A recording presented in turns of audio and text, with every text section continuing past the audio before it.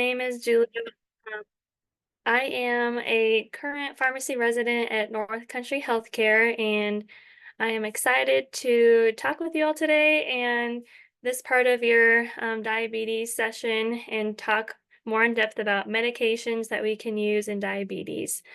Before I begin, I just wanted to make this like an interactive kind of presentation and make sure that you all can get something from it that you're interested in. So I was wondering before I begin if anyone in the audience has any particular questions or wanted me to kind of focus in on a specific topic. Let me know before I begin so I can kind of like cater my presentation towards your interests and any medications in particular.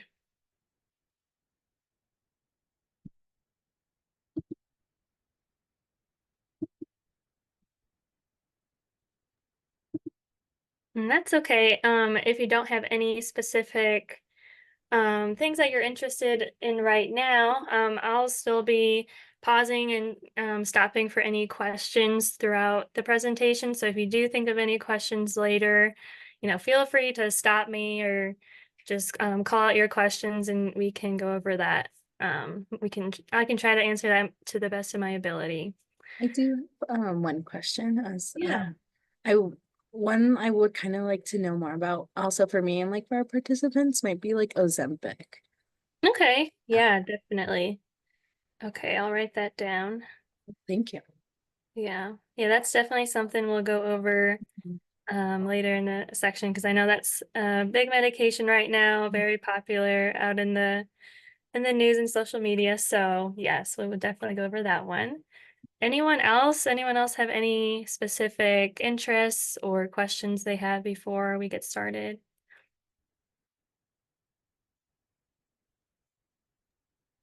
Hi, really quickly, I think most of the people that we see in our clinic that I'm aware of, a lot of them are on metformin. So maybe just spending a little bit more time on metformin and breaking down like how it works in the body and things like that. Okay, sounds good. All right, thank you for that. And yeah, if anyone has any other questions, feel free, you can just stop me and ask questions, and I'll try to remember to pause and ask questions throughout as well.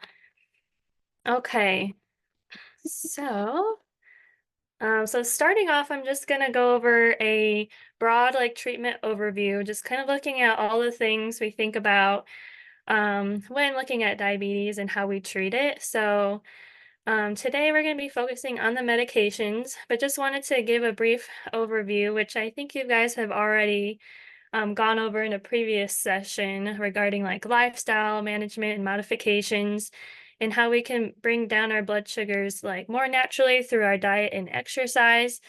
So that's something and another great tool that we can use to help bring down our blood sugars along with medications if we do need them.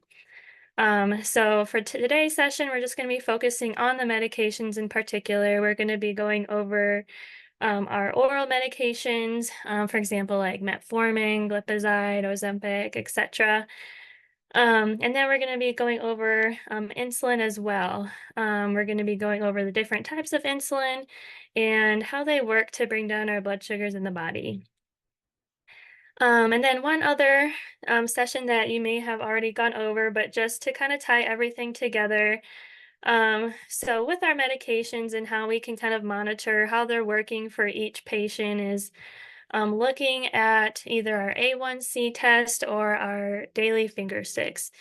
And just to summarize, our A1C test is a test that your doctor would order usually every time you come, a patient would come into the clinic. And it measures your average blood sugar levels over the past 2 to 3 months to kind of see where they've been. And so that's a test that your doctor would normally order. And then we also have our finger sticks where we would use our blood sugar meters and our test strips and check our blood sugars on a day-to-day basis to see how they're doing and how these medications that we're going to be talking about, how they are affecting our blood sugar. So it's always important to monitor our blood sugars while on these medications to see, how they're helping and if we need to change anything or modify any medications to make sure patients are at goal. Alrighty, so I just wanted to highlight here that over the past few years, the guidelines for diabetes has been changing over time. And so now how we kind of go about choosing our medications is we kind of look at other disease states or other conditions that the patient may have at that time. So besides diabetes, we also look if patients have cardiovascular disease, if they have kidney disease, or if they have heart failure. And if someone has one of these conditions or more than one, then we may want to choose certain medications that benefit not only their diabetes and lowering their blood sugars, but it can also have some benefit on these three conditions as well, which we'll get into later on for each specific drug class. So that's kind of the broad overview of how your doctor, your clinician may choose or may decide on what medications to start first, because usually we try to pick the medications that have the best like bang for your buck and not only helps diabetes, but can also help these other conditions as well. So that's kind of like the brief overview of how we may first choose a medication. I also wanted to go over in this bottom section here. Sometimes there are some instances where we may just start patients on a long-acting insulin. And this may be because, insulin is one of the most effective medications we have to help bring down our blood sugars in a short amount of time. So this can happen, if somebody is newly diagnosed with diabetes and they come into the clinic, if their blood sugars are 300 or above, if their A1C is 10% or higher, or if they have other symptoms of high blood sugar, like they're feeling very thirsty, they're using the bathroom a lot. Those are some reasons why we may just start somebody on insulin to begin with. And it may just be a temporary medication we put somebody on just to help bring those blood sugars down faster so they start to feel better quicker. And then we may just transition them to different oral medications. But that's another instance if somebody has a very high blood sugar, we want it bringing down quickly, they're having symptoms, insulin is probably the best option for us to start with to help them feel better faster. Alrighty, so I'm going to start talking about our non-insulin medications, and I'm going to start off with metformin to begin with. Before I get into metformin, does anyone have any like experiences or different thoughts or perceptions about metformin that they would want to share with everyone? Or if somebody has been on metformin personally and want to share their story? I have a comment. This is Adeline. Um, I I have a friend who works at Zuni IHS, and she says that the physicians there are of the mindset that whether or not you test for diabetes, I mean, it's not borderline. They said if you have diabetes, you have diabetes. They don't consider borderline as borderline. It's if you're borderline, you have diabetes.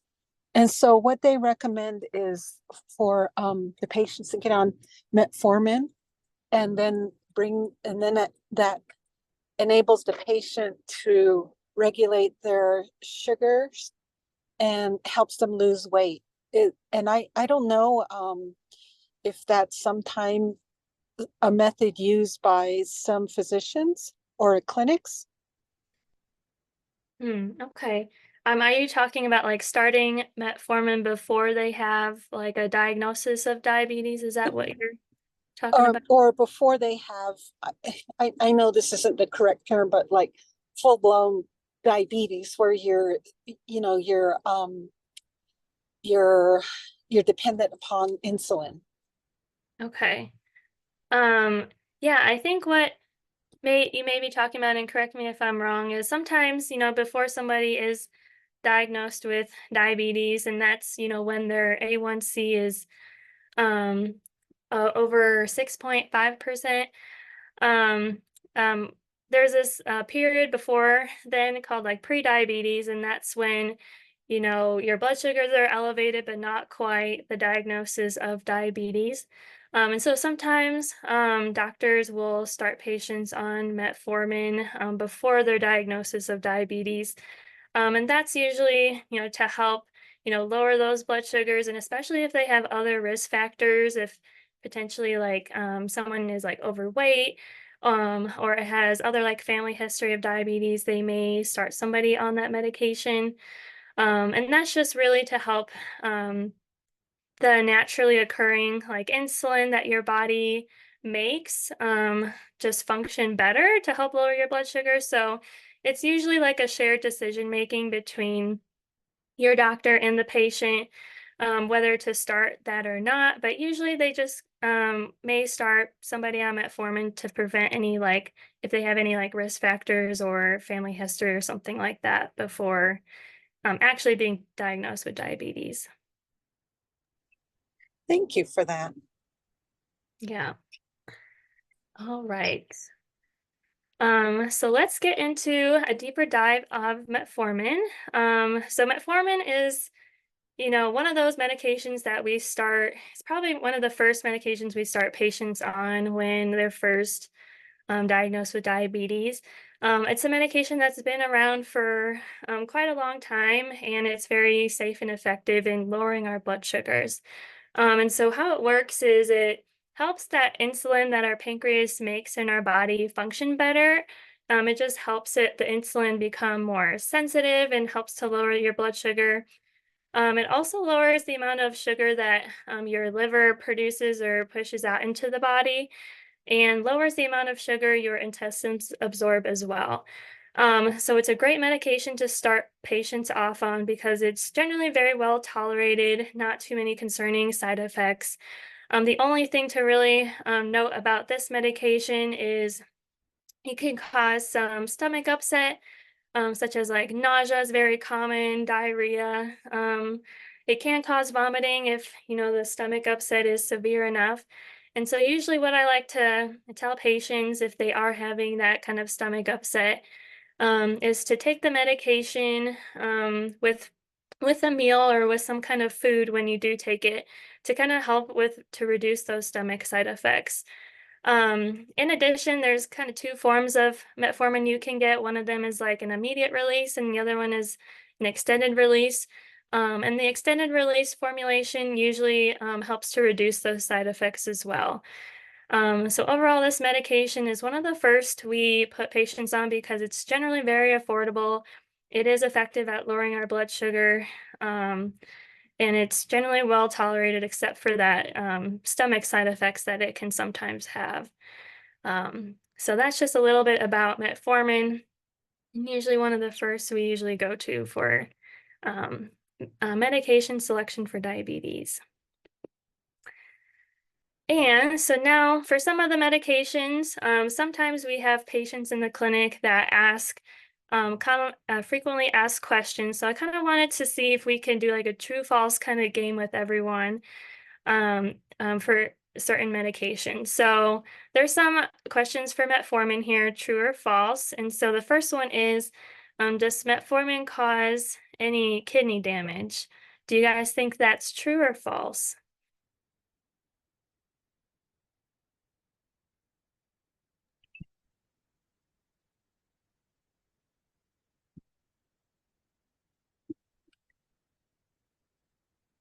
Fault? Yeah, exactly. Um, hold on.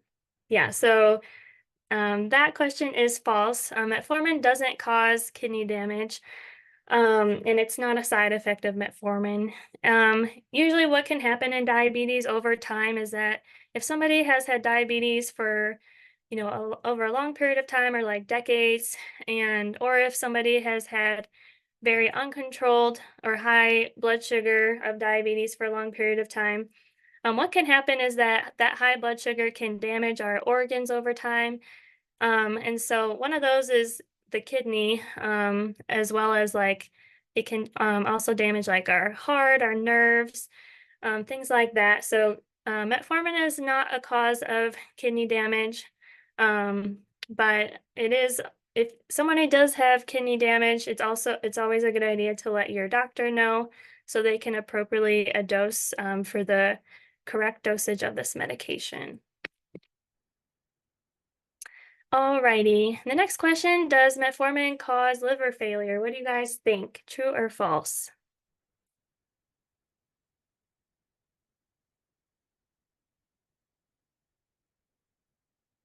False. False. Yes, thank you. So yeah, this question is false. Metformin doesn't damage your liver. And if anything, metformin can actually be used for patients that do have any kind of liver damage already, such as like mild or moderate liver damage. It's also safe to use in those kind of cases as well. So no, metformin doesn't damage your liver. All right, so getting back to our next class of medications, we normally call them TZDs.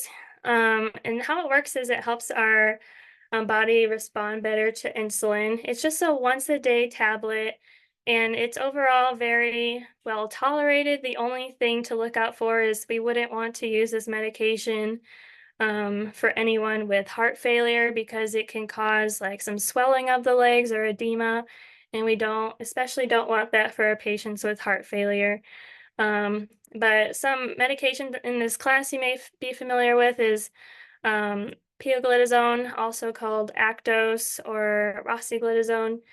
Overall, this medication is very well tolerated and can reduce our A1C by about 1 to 1.5%.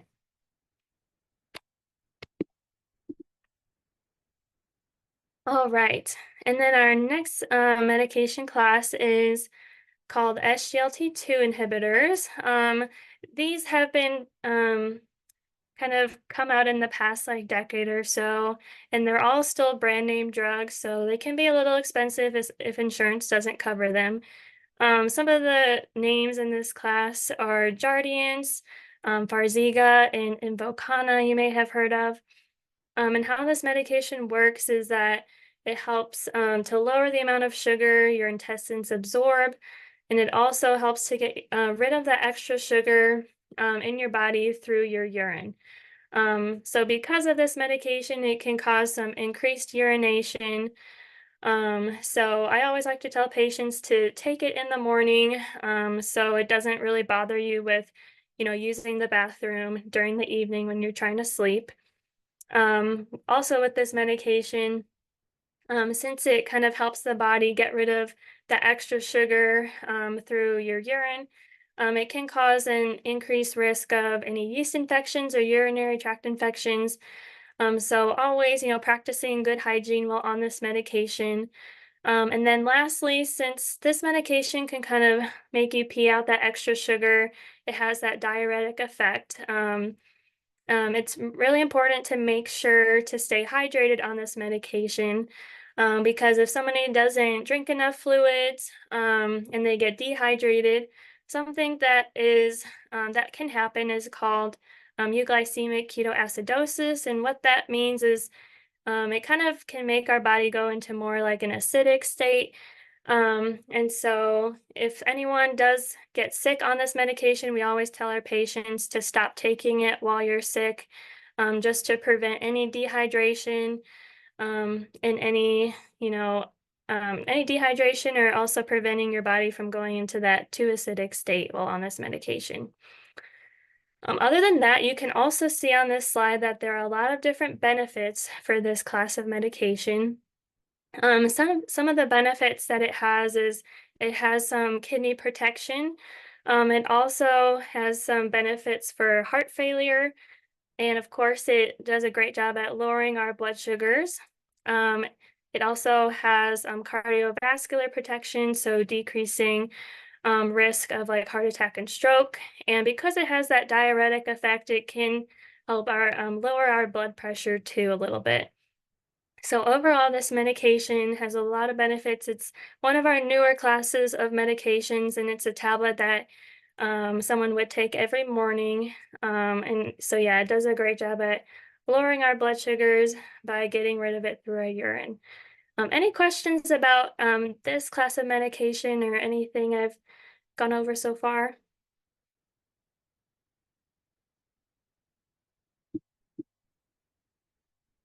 Okay. If not, then we will continue with our next class, which is our sulfonylureas. Some of you may have heard of these medications, and some of the names in this class are glipizide, glimepiride, and glyburide are the most common ones. And how this medication works is it's very effective at lowering our blood sugar. Basically, it makes our pancreas kind of release more insulin. I will say, even though it is an effective medication to help bring down our blood sugars, this is not necessarily a medication we like to keep patients on for a long period of time because it can kind of tire out our pancreas after a while. And some way you can kind of think of this is you can kind of think of our pancreas as like a sponge, and this medication is kind of like wringing out our pancreas or wringing out that sponge to help release more insulin from our pancreas. And so over time, after it keeps like squeezing our pancreas and getting that insulin out, the effectiveness can decrease over time, and our pancreas can kind of get tired after a while and not work. It kind of loses its effectiveness over time. So we try to not keep this medication with patients for too long, even though it does do a good job at lowering our blood sugars.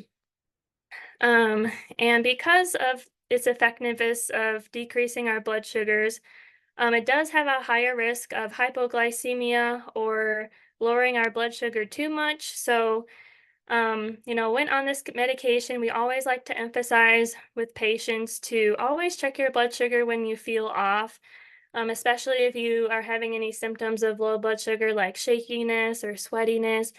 Making sure to always check it when you feel off. And if your blood sugar is under 70, making sure to treat that with, some kind of something sweet, just like regular soda or some juice to help bring your blood sugar back up.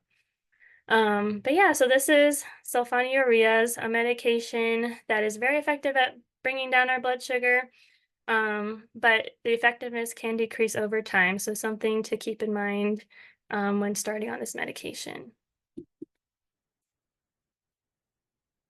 All right.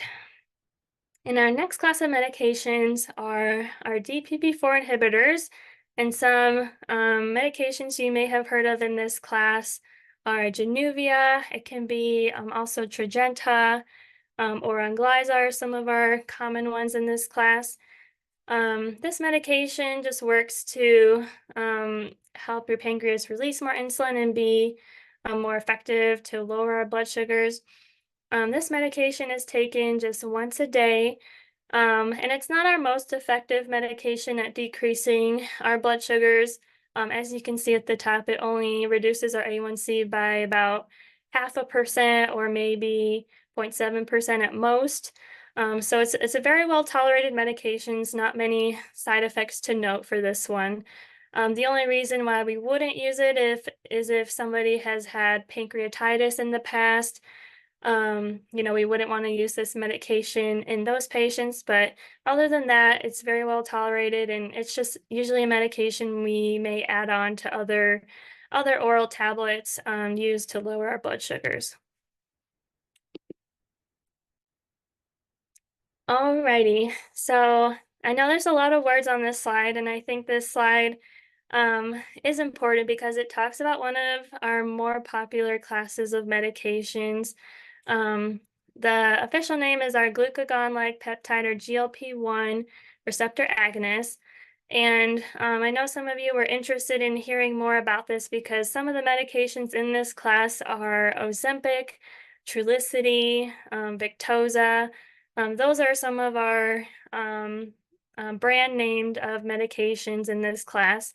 And this class has definitely increased in popularity over the past few years because not only is it very effective at lowering our blood sugar, as you can see there, it can have a decrease in our A1C of at least 2%, but it also has a lot of great weight loss benefits that have gained a lot of attraction and interest in the news over the past few years.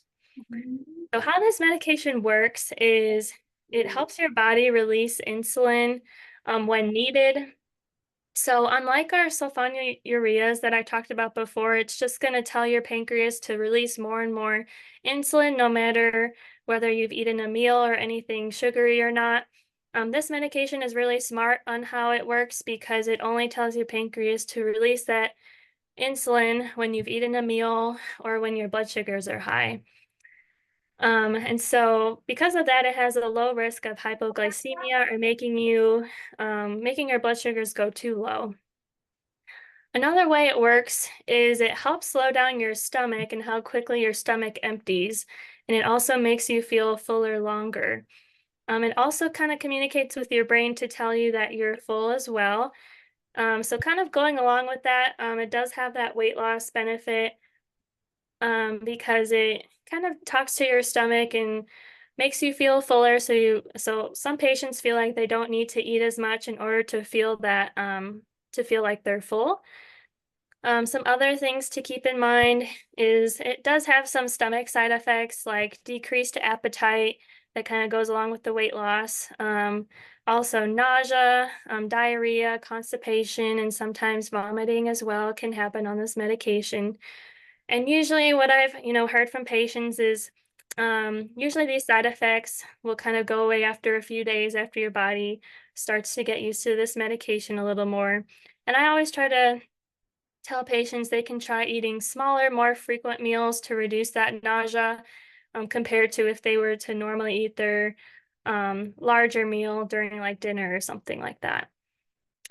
Some other side effects that are more rare is if somebody's had gallbladder inflammation, we would want to avoid this medication, and especially if they've had pancreatitis.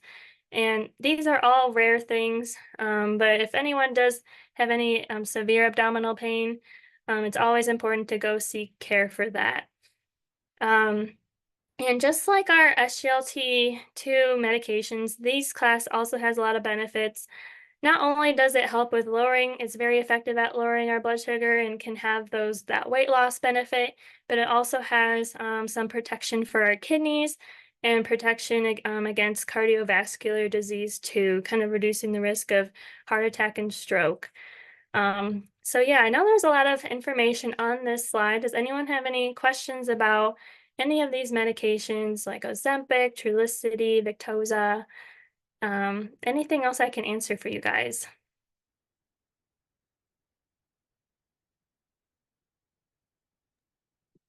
Hey Julia, my name is Karen. I have a question on the Ozempic. Mhm. So my sister has been using that for a while now to manage her diabetes, and her A1C went from like 11 to like 5. But she's been having some issues with it, and I keep telling her it's probably might be related to that. So for her, she had her gallbladder removed. So would that even be a concern for that? Yeah, that's a great question. So, actually, this medication has the potential to cause like gallbladder inflammation, but if somebody has already had their gallbladder taken out, then we're not worried about any of those gallbladder symptoms anyway, because since those patients don't have a gallbladder, so it's completely safe if somebody has had their gallbladder removed and would not be a reason, not to use this medication. So that's totally fine.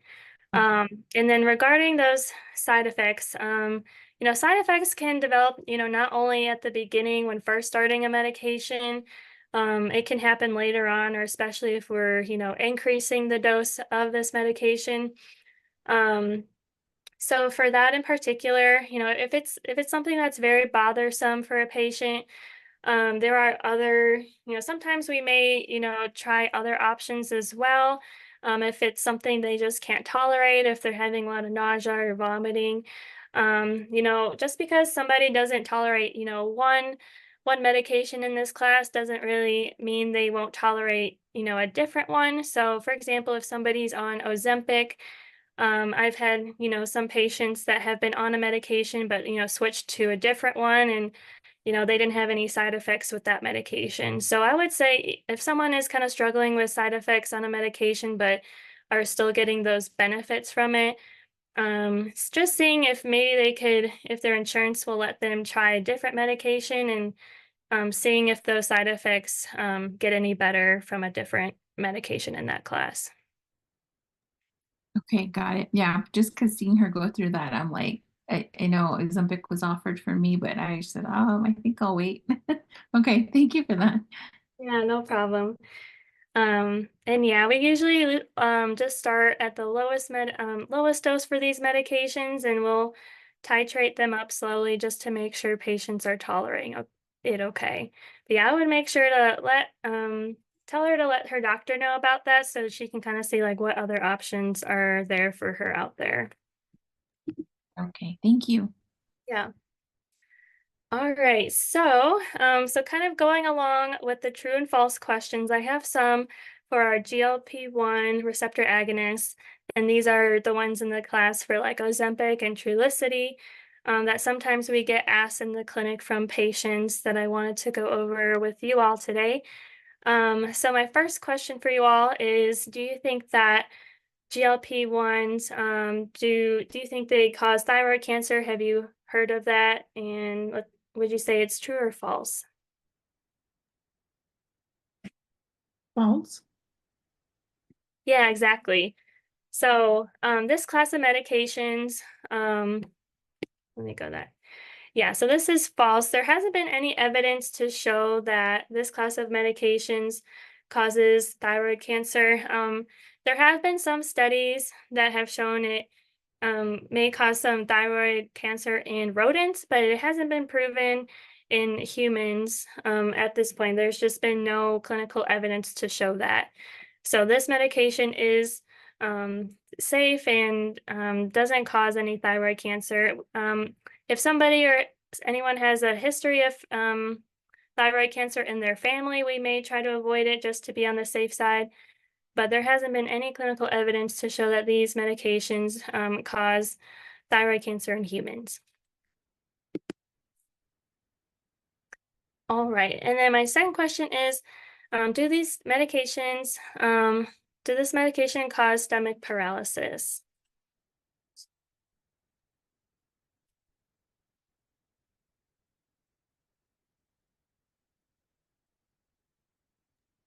What is stomach paralysis? Yeah, great question. So stomach paralysis is kind of a term that's also called, I guess in the medical field, it's called gastroparesis.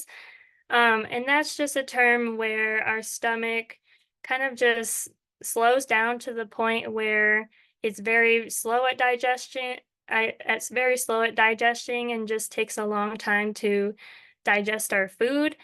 And so yeah, great question. And for this medication class, they don't cause stomach paralysis. And I think where the confusion sometimes comes with this medication class is that these GLP-1 RAs like Ozempic and Trulicity, they have the effect on the stomach to kind of slow down our digestion a little bit and help you and make you feel fuller longer. And it kind of communicates with your brain telling you that, you feel full with eating a smaller amount. But no, this medication doesn't cause, complete, stomach paralysis. And so if anyone, does come into our clinic and already has that diagnosis of gastroparesis, we would not start, that patient on this medication to not make anything worse. But no, in general, there's no evidence to show that this medication class causes an increased risk of stomach paralysis. All right, and then let's see, before I go on, any questions about what I just went over? Any clarifications?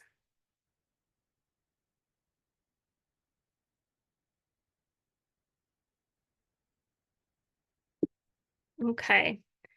So if none, now I'm gonna kind of shift and go into more insulin.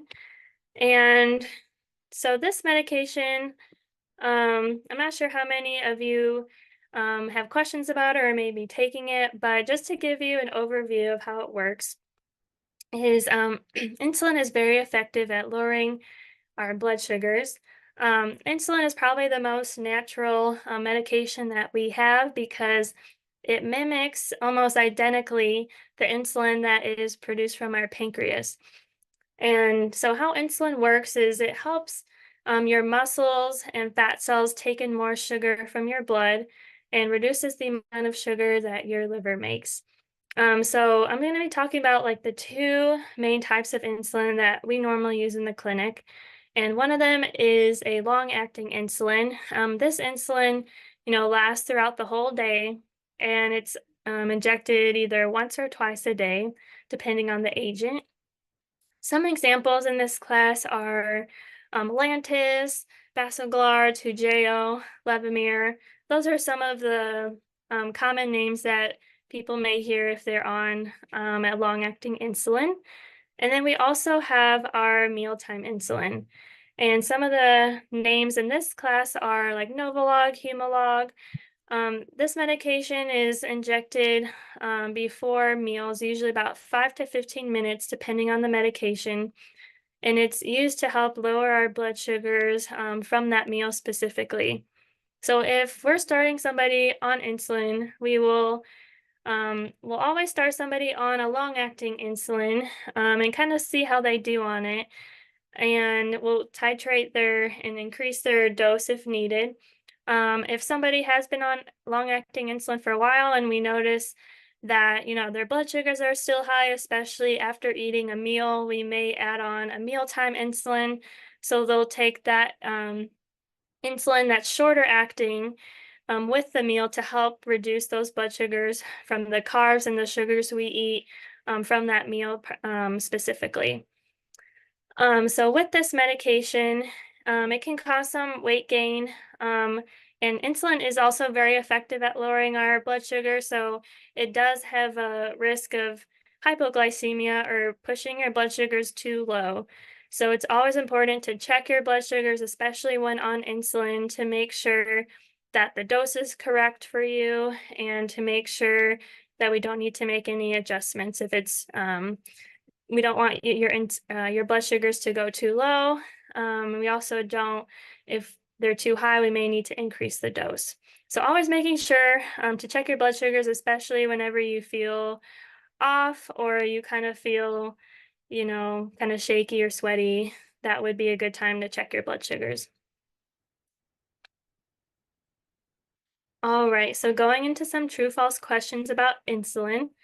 And some of the questions we sometimes get in the clinic is, does insulin cause kidney failure or dialysis? True or false?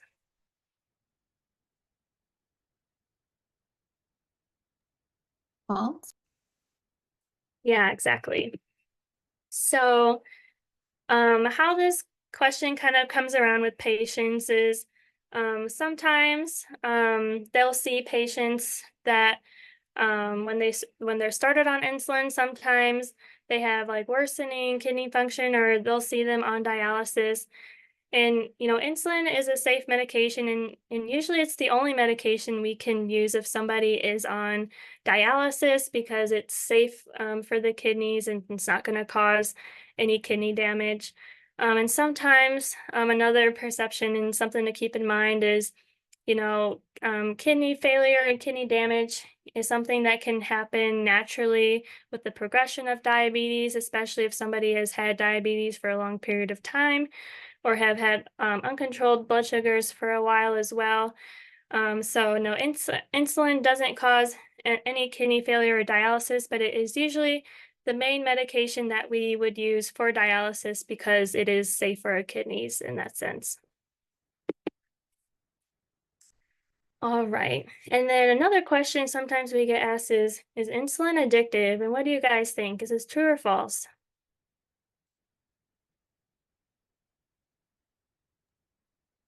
False. Yeah, exactly. So insulin is not addictive in the sense of like any other drugs of abuse. But sometimes how this can be perceived and why some people may think this is because sometimes when patients are started on insulin, they may be continued on it for a long period of time or maybe even for the rest of their lives. So it can kind of be seen as like if, once somebody's on insulin, it's, hard to discontinue it. And that just maybe because sometimes insulin is added on later in somebody's regimen, after they've already, been on other oral tablets, and it's something that's sometimes added later on in their regimen.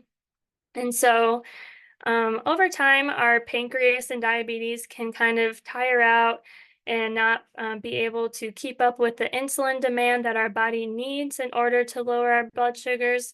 And so sometimes insulin is needed to kind of help supplement our pancreas and giving our body the insulin that it's looking for in order to help our blood sugars.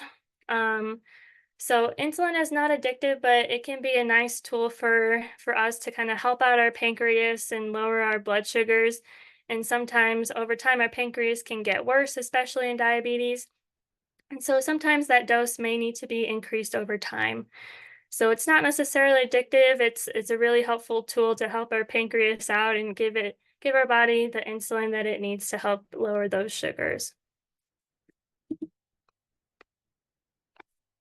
Okay.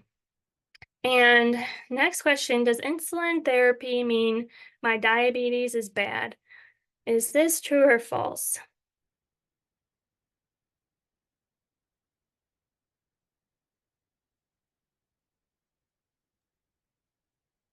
True? That's a Oh. good guess. And yeah, we'll kind of go over that because I think that's a really common perception of insulin. People think, if they're put on insulin, their diabetes must be really bad or getting worse. And that's not necessarily true. Because there are a few different instances where we may use insulin therapy. And one of them may be, when somebody is first diagnosed with diabetes, insulin is very effective and brings down our sugars very quickly. And so sometimes it may be the first medication we put somebody on, especially if they're having symptoms, their blood sugars are very high, and they're not feeling very good. Insulin is a great way to bring down those blood sugars as fast as possible so people or patients start feeling okay from those high blood sugars. And another instance where we can use insulin is, if we don't use it at the beginning of somebody's therapy, we may, need it later on. And usually we like to kind of hold off on insulin because it is an injection, and a lot of patients, it can be a life change to start those injections every day. So we like to, try to give patients a break and put them on some kind of oral therapy if possible. But sometimes we may need to eventually add on insulin if our oral medications are not kind of doing the job right and bringing down our sugars. So it's not necessarily that insulin means that your diabetes is bad. And usually, especially kind of the changes in our guidelines is they kind of recommend insulin earlier on if possible to kind of help prevent those complications from diabetes, because insulin is very effective at bringing down our blood sugars, and it can help bring them down a lot faster than a lot of other medications can. So yeah, great, great question, great perception. Hopefully I answered kind of some of your questions and thoughts there. And lastly, my question for you guys is, does insulin cause weight gain, true or false?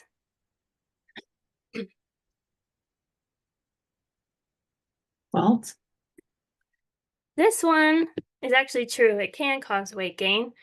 And that's just because insulin, it works in our body to kind of, store some of our sugars into our muscle.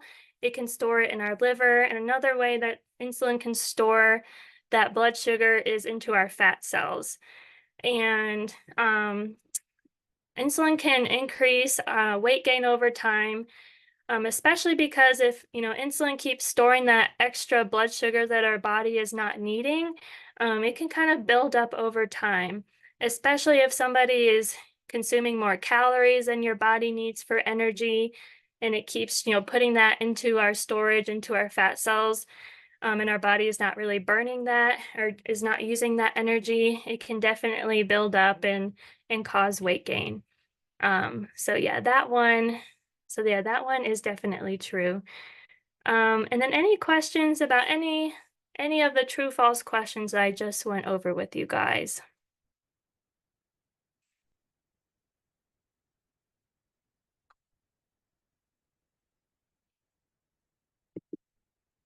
Okay. If no questions, I'm not sure how many of you are familiar with insulin, but just wanted to show you in case some people in the audience were kind of curious what it looked like or how to use it. I'm just going to show you an example. And let me stop sharing my screen here. Of example of like what an insulin pen looks like.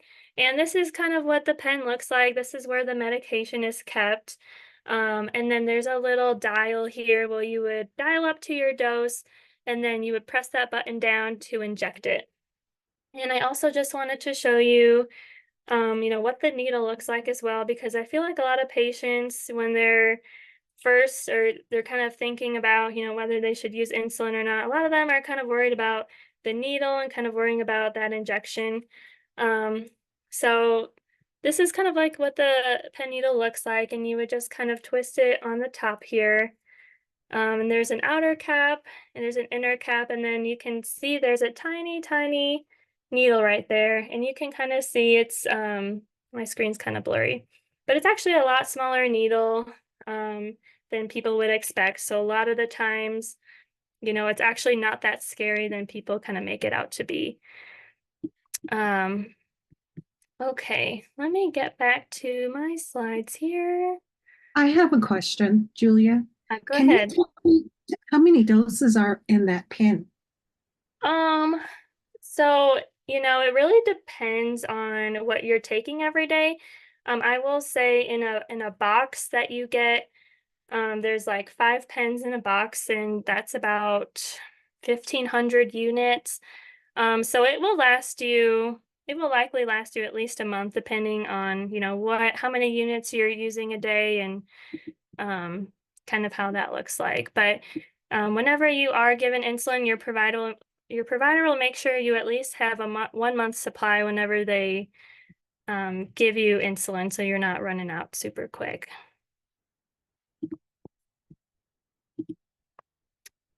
Okay. Any other questions about insulin? Yeah, I have another question.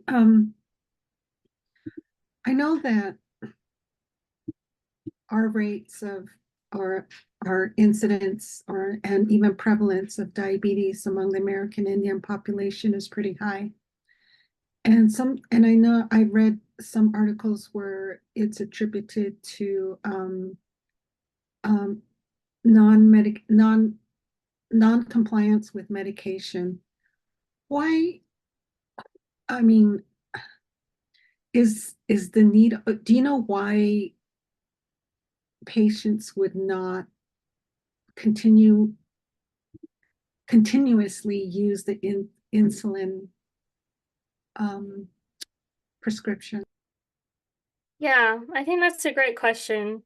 And something that, you would think, insulin is it's a great medication to help bring down our blood sugars. Like, why would somebody not want to be compliant to it if it's helping them? And I think really what it comes down to is, really depends on the patient, but oftentimes I hear from patients that, having those insulin injections can kind of be a burden on their on their daily life, and some people just don't enjoy kind of giving them injections every day. And I do understand it's a big lifestyle change for somebody to make, to having to go from taking their pills every day to doing an injection.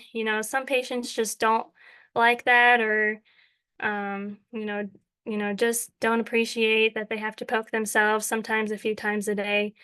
So I think, that might be the reason, just like not, just kind of being frustrated and, just being frustrated with diabetes in general, which is totally understandable. So I think it really depends on the patient and their motivation and how willing they are to bring down their blood sugars. But I think that's a great question. And we'll definitely, in the next section, we're going to be talking about like medications and how to help remember taking your medications on a daily basis too. Hey, Julia, if I could jump in on that one. Hi everyone. My name is Becky, and I work with Julia over at North Country. And prior to this, I spent many years working in the IHS, and I would say that's like the $1 million question, right?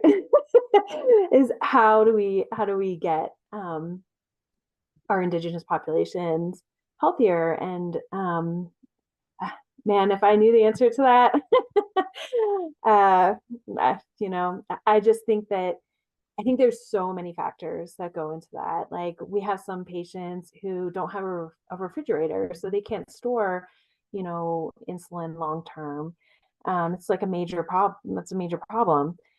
Just straight up access, trying to get to the clinic just to pick up their refill. Transportation can be a huge barrier for a lot of those patients. I also think that there's a lot of stigma around some of these medications, and I'm really glad that Julia did that whole kind of TrueFos thing to sort of kind of touch on some of those the biggest ones.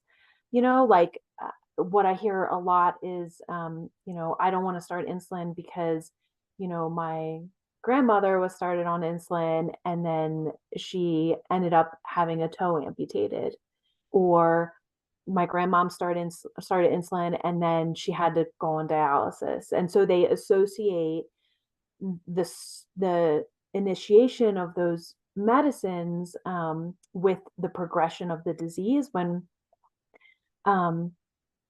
in truth we probably should have started those medicines along a lot earlier to prevent the disease of diabetes from progressing to the point of an amputation or a kidney disease, advanced kidney disease. Those are like some of the, I think, just barriers to, if we're talking just about compliance. Honestly, I don't think that non-compliance to medications is causing in our indigenous populations to have diabetes. It may be causing it to progress though faster than it would in other communities. I hope that makes sense. Okay, I'll turf it back to you, Julia. I just want to put my 2 cents in. Yeah, thank you for speaking on that. That was really valuable. Thank you. All right, so I know we have just a little bit of time left, so I'm gonna hopefully try to speed through this and get through everything. So just to go over injection areas of insulin or our injectable medications, it's generally going to be our stomach, the most common area. Some other places you can inject these medications is in the outer thighs or the back of the arms as well. And lastly, my last point I wanted to kind of go over is how to help patients remember taking medications. And I kind of wanted to, I don't know if we have time to kind of ask you guys, the audience, what are some of your ways to help you remember taking your medications? Is there any certain method or something that helps you remember to take them that you could share with the audience? I usually take mine first thing in the morning. Okay, awesome. It's a great way to remember first thing in the morning just to get it out of the way. Anyone else have any tips, tricks?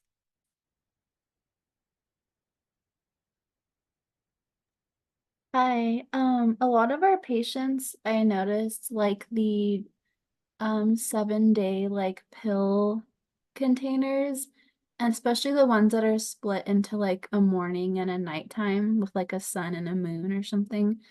I think those are really helpful. And also, a couple years ago, we did have like a Diabetes Expo, and one of the prizes we gave out was like a medication, like a pill holder that had a timer on it, or you could like set an alarm on it. So it could notify you when you had to take your medication. And then also it would help you remember if you had already taken it that day, it wouldn't let you open it again until like it was time for you to take it again. Oh, wow, that's a really cool device. I've never heard of that myself, but I think that's so helpful, especially for patients that have trouble remembering if they have already taken it or not taking it. That kind of device to let them know if they've already taken it, they're done for the day and gives them those alarms. I think that's such an awesome device to have. That's really Yeah. cool. So just a list of things that I kind of came up with, and I know some of you already mentioned a lot of these, is like you already mentioned, just the pill box and just setting out your pills for the week and just kind of seeing, so you can kind of remind yourself if you have already taken it or not. It's kind of just a good way for you to keep on track, especially if patients take multiple pills a day. We also talked about this too, but maybe setting an alarm, especially on your phone, if you take all your medications at a certain time of day, just having that alarm go off every time that day to kind of give you that reminder that it's time to take your medications. I also think, if you're able to store them in a visible location, so somewhere maybe on your kitchen table or something like that, whenever you eat your meal, it kind of gives you that reminder like, oh, I'm supposed to take these medications. I haven't taken them yet. Um, or we also have other apps that you can try that I kind of learned about when doing this presentation, called like My Pillbox or MediSafe. These are just free apps that you guys can try if you're interested to kind of put all your medications in there and set alarms and kind of remind you to take them and what time to take them as well, which I think was pretty cool. And I think just pairing with other habits too, like taking it the first thing in the morning just to be done with it for the day, or kind of if you're having a cup of coffee, just kind of a reminder of doing that and taking your medications. So with pairing it with other habits can also help too if you do those habits consistently. And I would say for injectable medications, usually they need to be kept in the refrigerator for most of them. And if that is something that's been a struggle for patients, a lot of those injectable medications can actually, once you start using it and opening it, um, after you've kind of started using that pen, most of them can be kept out of the refrigerator for about 28 days or about a month or so. So if someone's having issues remembering to take their injectable medications, they can actually just leave it out on the counter if it's something they've started to use to help with those, so they can visually see it whenever they walk by to kind of as a reminder to help take them if that's kind of an issue. And lastly, the last thing I wanted to mention, if patients are having any side effects, just make sure to let your doctor know before stopping a medication, especially if you're having any troubling side effects. Your doctor would really appreciate knowing if you're going through something or if you're having a really bothersome side effect, so they can try to think of alternative options that may work better for you.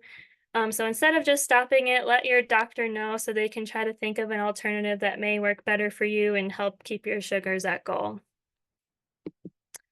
All right, so thank you so much for your time today. I know I went a little bit over, but I appreciate your guys' questions and your insight and your participation today.